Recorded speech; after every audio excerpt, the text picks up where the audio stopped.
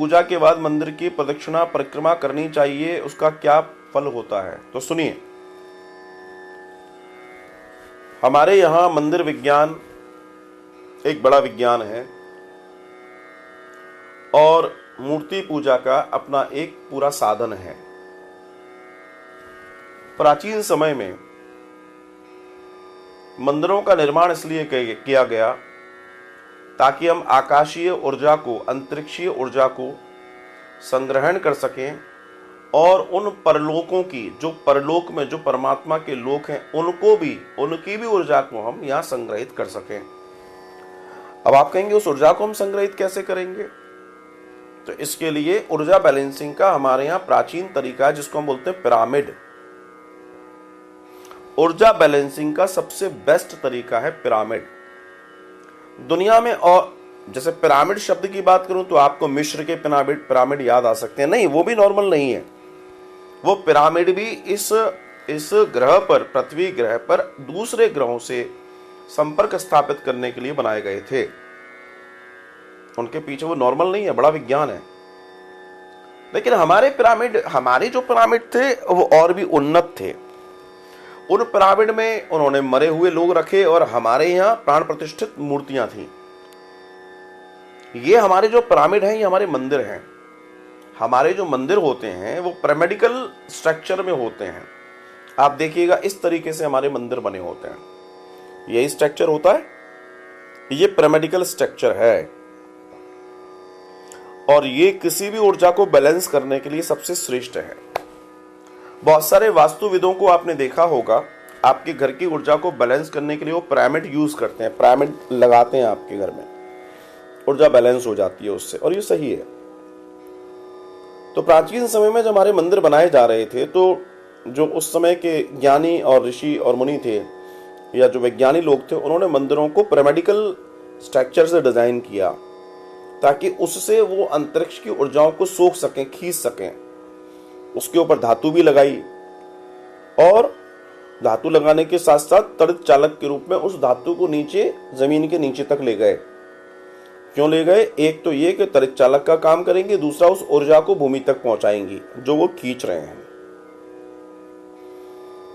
तो मंदिर में जो भगवान विराजित हुए, जिनका प्राण प्रतिष्ठा हुई, प्राण प्रतिष्ठित भगवान का दर्शन अलग होता है और उसके साथ परिक्रमा बनाई गई।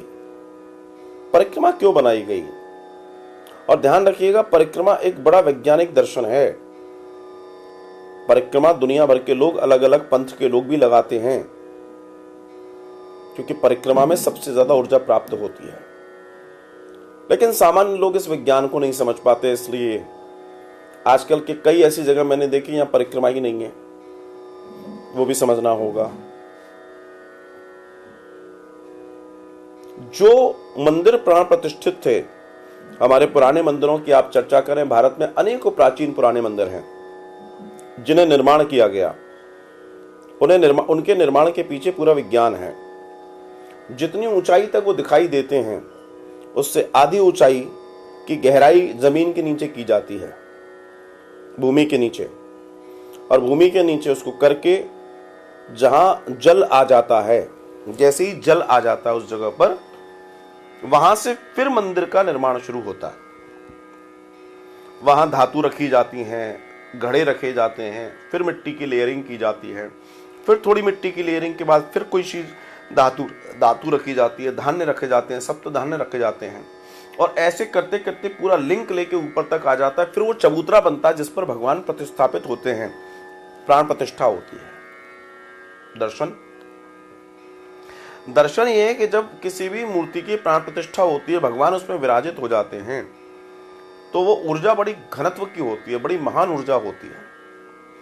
आप लोग जब मंदिर जाते हैं, आपने एक चीज नोटिस की होगी, जब भी आप देवी देवताओं के सामने खड़े होते हैं आप शांत हो जाते हैं, आपकी आंखें बंद होने लगती हैं और आप कोशिश करते हो कि उस औरे में आप रहें। असल में हमारे मंदिर निर्माण के पीछे का दर्शन ये नहीं था कि सिर्फ हम जाएं, हाथ जोड़ के अपने आगे बढ़ जाएं, प्रसाद लें। मंदिर निर्माण का मतलब था कि हम उस मंडप में बैठें, जहां मूर्ति है उस मंडप में हम भी बैठें, थोड़ी देर अपने चैतन्य को, अपनी आत्मा को झंझोरें, उस ऊर्जा के साथ आत्मसात करें और आगे बढ़ जाएं। ये था उसका दर्शन। उस मंडप के, वो जो मंडप है, वो जो वो त्रिकोणीय संरचना है, वो जो पिरामिडिकल स्ट्रक्चर है जिसमें मूर्ति रखी है, उसमें इतनी ताकत है, वो आपके शीर्ष, आपका जो मस्तिष्क है, इसको हील कर सकता है, इसको सुंदर कर सकता है। आप कभी परेशान हैं, आप कभी पजल्ड हैं, आप कभी अवसाद में, डिप्रेशन में हैं, आप अपने आसपास, अपने शहर में कोई ऐसा मंदिर ढूंढिए जहां अच्छा पिरामिड हो, मींस अच्छा गुंबद, अच्छा ऊंचाई हो। आप उसमें डेली जाकर बैठकर आधे घंटे का प्रयास कीजिए, उस समय जब ज्यादा भीड़ न रहती हो। आप नोटिस करेंगे कि आपको 3 से 4 दिन में बेहद आराम मिल जाएगा, थोड़ा बहुत नहीं, बेहद आराम मिल जाएगा। क्यों? चलिए इस कारण के पीछे चलते हैं। जब हम मंदिरों की संरचना हो रही थी, जब हमारे वैज्ञानिक मंदिर बना रहे थे, उसका एक दर्शन ये था कि हम उस निराकार को साकार के रूप में जान पाए, और दूसरा कि हम अपनी ऊर्जा को बांट पाए। जी हाँ, ये ऊर्जा का बांटना था। उस समय के लोग इस बात पे विचार कर रहे थे कि ऊर्जा को कैसे बांटा जाए, मतलब ऊर्जा का शुद्धिकरण कैसे हो। सो द प्रोसेस ऑफ शुद्धिकरण ऑफ योर ऊर्जा वॉज, जब हम मंदिर में प्रवेश करते हैं, मंदिर का एक दर्शन और है। मंदिर का दर्शन एक भवन के अंदर नहीं, मन के अंदर प्रवेश करना है। असल में मन के अंदर। इसलिए जब हम किसी देवता के, किसी मंदिर के आगे खड़े होते हैं तो हमारी आंखें बंद होकर हम हील करते हैं, हम अनुभव करते हैं अच्छा। वही असल में मंदिर का दर्शन है, मन के अंदर प्रवेश करना इज अ मंदिर। सेकंड थिंग, जब आप किसी मूर्त के सामने, किसी भगवान के सामने खड़े होते हैं तो आपके अंदर से ऊर्जा निकलती है। ये ऊर्जा ठंडी और गर्म दो तरह की होती है। जो गर्म ऊर्जा होती है वो ऊपर की ओर जाती है, जो ठंडी ऊर्जा होती है वो सामने जो मूर्ति है प्राण प्रतिष्ठित, आपके साथ उस मूर्ति के चक्कर लगाने लगती है, ऐसे ऐसे घूमती है। इस तरीके से वो ऊर्जा घूमनी शुरू होती है और वो उस मूर्ति के अरबों खरबों चक्कर लगाती है।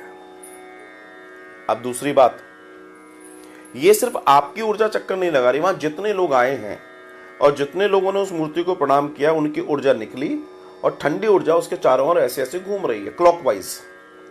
आपकी ऊर्जा भी उसमें प्रवेश कर गई, तो आपकी ऊर्जा भी उतनी शक्तिशाली हो गई।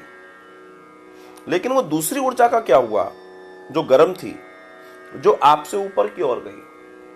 असल में वो आपकी गर्म ऊर्जा नकारात्मक ऊर्जा थी। आपके शरीर से ऊर्जा निकली, दो भागों में बढ़ गई। वो जो पॉजिटिव ऊर्जा थी, जो मूर्ति के साथ मूव करने लगी, जो आपकी नेगेटिव ऊर्जा थी वो ऊपर की ओर जाने लगी। ऊपर की ओर कैसे जा रही है वो? क्योंकि वो जो पिरामिडिकल स्ट्रक्चर है, वो मंदिर का गुंबद है, वो उसे ऊपर की ओर खींच रहा है। उसका काम है नेगेटिव एनर्जी को ऊपर खींचना, राइट? वो उसको खींचता है। आपके मस्तिष्क की गर्म ऊर्जा को मंदिर का मंडप ऊपर खींचता है, मतलब आपको हील करता है। इसलिए वो डिजाइन बनाई गई। दूसरा दर्शन, जब वो ऊर्जा ऊपर की ओर जाती है तो ऊपर एक धातु की यूज की गई है। कभी सोना यूज किया गया है, कभी कुछ यूज किया गया है। आप जानते हैं किस लिए? कि वो जो आपकी गर्म ऊर्जा निकली है वो उससे बाहर निकल जाए, उस केंद्र से भी बाहर चली जाए। और चूंकि वो पैनी होती है, आपने मंदिर के ऊपर देखा होगा, पैनी नुकीली होती है, तो वो उसको जंप कराती है, बहुत ऊंचाई तक फेंकती है आपसे दूर ले जाने के लिए। आपने देखा होगा, जब आप बहुत परेशान होते हैं, जब आप बहुत विषाद में होते हैं, प्रॉब्लम में होते हैं और आप मंदिर या ऐसी जगह जाते हैं तो आपको शांति का अनुभव होता है। असल में आप और भी ज्यादा शांति की अगर तलाश में है तो आप ऐसे मंदिरों का चुनाव करें जो प्राचीन हो और जिनके गुंबद महान हो, बड़े हो, बहुत बड़े हों। आजकल तो लोग कॉलोनी में और जगहों पर मंदिर बनाते हैं, नॉर्मली मंदिर होते हैं, फ्लैट मंदिर होते हैं। एक्चुअल में उस मंदिर का ज्यादा विज्ञान नहीं है। क्षमा कीजिएगा, आपको लग रहा होगा अरे भाई वहां भी तो भगवान बैठते हैं, बट क्षमा कीजिए, भगवान हर जगह नहीं बैठते। मूर्ति हर जगह बैठा ली जा सकती है, पर भगवान को बैठाना थोड़ा मुश्किल और टेढ़ा काम है। थोड़ा अटपटा लगता होगा आपको मुझसे सुन के, मगर सत्य कह रहा हूं, आप चेक करिएगा इस बात को। तो मेरा जो कहने का तात्पर्य है, तो when you are standing in front of the मूर्ति, जब आप भगवान के सामने खड़े हैं तो आपके शरीर से जो ऊर्जा निकलेगी वो ठंडी ऊर्जा मूर्ति के साथ मूव करने लगती है, गर्म ऊर्जा ऊपर जाती है, मतलब आपकी नेगेटिव एनर्जी वहां से पास आउट हो जाती है, पॉजिटिव एनर्जी सामने आ जाती है। सिंपल, इतना आपको समझ में आ गया होगा। लेकिन वो कौन सी मूर्ति है जो आपकी ऊर्जा को सोख सकती है, मतलब अपने आसपास तेजी से घुमा सकती है? वो प्राण प्रतिष्ठित होनी चाहिए। उस मूर्ति के नीचे जब प्राचीन मंदिर बनाए जाते थे तो नीचे तक की गहराई में धातु के घड़े चीजें रखी जाती थी, जिससे ऊपर की ऊर्जा को नीचे खींचा जा सके। अंतरिक्ष की ऊर्जा को भी नीचे खींचने के लिए मंदिर बनाए गए थे। किसी कचरे के ढेर के वजह से या सफाई रहे तो मंदिर बना दिया जाए, तो आजकल की सोच है। प्राचीन लोगों ने, प्राचीन वैज्ञानिकों ने मंदिरों को डिजाइन किया था। मंदिर भी ऐसी जगह बनाए जाते थे जहां ऊर्जा का बैलेंसीकरण हो सके। कोणार्क का सूर्य मंदिर, जहां आप देखते हैं सामने सूर्य दिखाई देता है, क्या वो अपने आप में एक बड़ा डिजाइन नहीं है? क्या वो अपने आप में विज्ञान का एक बहुत बड़ा दर्शन नहीं है? सोचिए, उस पूरी लोकेशन को बनाने में, उस पूरी स्ट्रक्चर को डेवलप करने में, उस पूरे आर्किटेक्ट को डिजाइन करने में कैसे महान इंजीनियर और आर्किटेक्ट लगे होंगे कि उन्होंने एक ऐसा मंदिर बनाया जिसके अंदर साक्षात सूर्य नारायण के डिग्री बाई डिग्री दर्शन हो रहे हैं। यह हमारा प्राचीन मंदिर विज्ञान था। अब आते हैं, आपने प्रश्न किया कि हम लोग जो परिक्रमा करते हैं, what is that? So when there is a मूर्ति विद प्राण प्रतिष्ठा, तो वहां ऊर्जा बहुत है। प्राचीन मंदिरों में आपने एक चीज देखी होगी कि वहां नदी होती है, तालाब होते हैं, या प्राचीन मंडपों में, मंदिरों में बड़े प्रसाद होते हैं तो उसमें तालाब या कुआं जरूर होता है, राइट? या आपने देखा होगा। आज आप इस बात को बहुत अच्छे से जान लेना कि आपके मंदिर कितने महान हैं। आप मंदिर सिर्फ इसलिए नहीं जाइए कि वहां भगवान है, मैं भगवान को नहीं मानता। आप इसलिए भी जा सकते हैं कि वो ऊर्जा केंद्र हैं, असल में वो ऊर्जा केंद्र हैं, वो आपको हील कर सकते हैं। आप हजारों रुपए न जाने किन किन को देंगे अपने डिप्रेशन को सही करने के लिए, दूसरी चीजों को सही करने के लिए। अगर आप किसी मंडप के नीचे जाकर बैठ जाएं तो आप आनंद से भर जाएंगे। इसलिए वहां चमत्कार होते हैं। वो चमत्कार कुछ नहीं, विज्ञान का एक तरह से समावेश वहां होता है और उसका परिणाम आपके जीवन में आता है। तो वो जब मंदिर में आप प्रवेश करते हैं तो आपने देखा होगा एक बड़ा सा घंटा वहां लगा होता है, घंटी लगी होती है, राइट? तो जब आप मंदिर में प्रवेश करते हैं तो आप उसको जोर से बजाते हैं। क्या ये इसलिए रखा गया है कि म्यूजिक करे? नहीं नहीं नहीं नहीं नहीं नहीं, ये इसलिए करा गया है कि ये आपके जीवन में आनंद दे दे। जैसे ही वो घंटा बजता है उसकी ध्वनि बहुत तेजी से गूंजती है और ध्वनि मूर्ति से टकराती है, और ऊपर वो जो छड़ी लगी हुई है वो नीचे जो मंदिर में जा रही है, नींव के नीचे जल तक, वो उससे टकराकर वो ध्वनि नीचे तक जाती है, और वो ध्वनि जो ऊम करती है वो नीचे उस जल से टकराती है। वो कुआं, वो बावड़ी, वो तालाब जो मंदिर के अंदर है, वो तालाब से जब वो ऊर्जा टकराती है तो उसके अंदर पवित्रता और आरोग्यता आ जाती है। इसलिए आपने देखा होगा जो आपके मंदिर हैं उनके अंदर के जलाशय, उनके अंदर कुएं, उनकी बावड़ी का जल पीने से आपको लाभ होता है और आपको आनंद आता है, उनमें औषधीय गुण होते हैं। ये उसी मूर्ति प्रतिष्ठा के कारण है। Now we comes on that particular point which is related with परिक्रमा।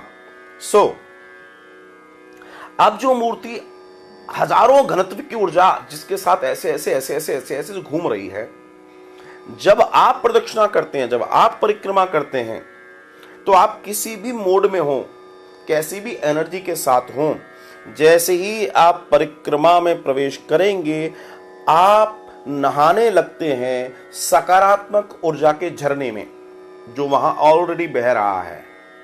सकारात्मक ऊर्जा उस परिक्रमा में ऑलरेडी बह रही है, क्योंकि आप विचार करना, आपने कभी नोटिस किया होगा जब लोग परिक्रमा कर रहे होते हैं तो उनके अंदर सिर्फ सकारात्मक विचार होते हैं, सकारात्मक ऊर्जा होती है, वे उस परिक्रमा में आनंद का महसूस करते हैं। तो इसका मतलब परिक्रमा में छोड़ी गई ऊर्जा, उनके द्वारा भी जो ऊर्जा छूट रही है वो सकारात्मकता से भरी हुई है, वो पॉजिटिविटी से भरी हुई है, वो आने को आनंद से भरी हुई है। जैसे ही आप उस परिक्रमा में प्रवेश करते हैं वहां जो पॉजिटिव एनर्जी है आप उसमें नहा लेते हैं, और आप जब उसमें नहाते हैं तो आपके अंदर एक अलौकिक संचार पैदा होता है, आपका शुद्धिकरण, आपका मन, आपकी आत्मा में बड़ा आनंद आता है। एंड देन आपको उस जगह का पुण्य, उस जगह का ग्रेस आपको मिलता है। आप कहते हो पता उस मंदिर में गए इतना आनंद आया, क्यों आया? क्योंकि वहां ऊर्जा है। जिन मंदिरों में ज्यादा भीड़ होती है, जिन मंदिरों में या ज्यादा बहुत नियम क्रम से पूजा होती है, वहां आपको ऊर्जा ज्यादा मिलेगी। क्यों? क्योंकि वहां हजारों लोग आ रहे हैं और वो अपनी पॉजिटिव ऊर्जा छोड़ के जा रहे हैं, और उनकी जो नेगेटिव ऊर्जा है वो तो गुंबद बाहर निकाल के बाहर कर दे रहा है। इस बात को आप जानते हैं, राइट? अब दूसरे दर्शन पर आते हैं। आपने एक चीज और देखी होगी, आप लोग अगर तीर्थ करते हो तो आपने प्राचीन मंदिरों में देखा होगा पुजारी लोग